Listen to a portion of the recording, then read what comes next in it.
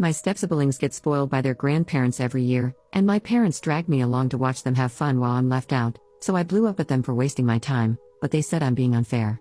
When I, 17 female, was 5, my mom married my stepdad. My stepdad's first wife passed away a few years before that, and my step-siblings were 8, 10, and 11 back when my mom and stepdad got married. For the first year, they'd go to their maternal grandparents 2 or 3 times a year for a week and longer in the summer. But then after the first year, my stepdad didn't want them to go alone, so my parents made the decision that we'd take a road trip and stay for as long as my step-siblings were visiting with their family. They'd stay with their grandparents whenever they visited but saw a bunch of family. My mom, stepdad, and I would stay in these really cheap tiny places, and we did nothing.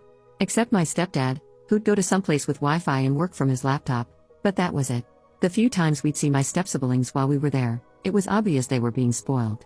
The thing that bothers me the most now that I'm older is that we didn't see them much, and they didn't stay in the same place as us, so all it did was rub it in that they had this family who loved them and spoiled them, and they got to have so much fun while I was bored out of my mind and left waiting to drive back with them.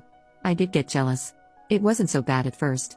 I'd be a little jealous when they left and came back with stuff or when they got all these extra birthday and Christmas gifts, but it wasn't all that extreme.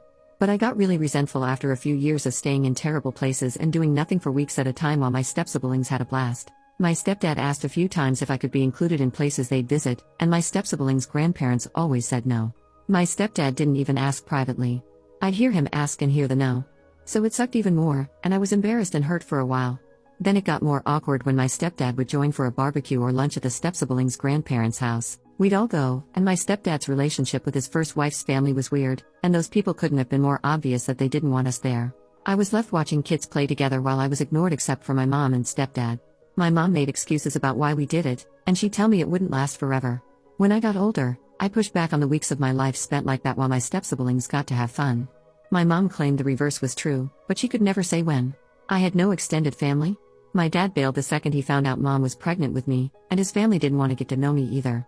We weren't wealthy, so I didn't do summer camps or extracurriculars. Maybe we could have afforded it if we weren't spending money on places to stay when my step-siblings went to their family. I'd hoped the end would come when my step-siblings moved out, but the year after the youngest one left, we still followed them out. This is only the second year we haven't done it. But my parents talk like they want to do it again, and the other day when they were talking about it, I blew up and said I won't go with them again. We argued, and they told me the resentment was unfair and I needed to let it go.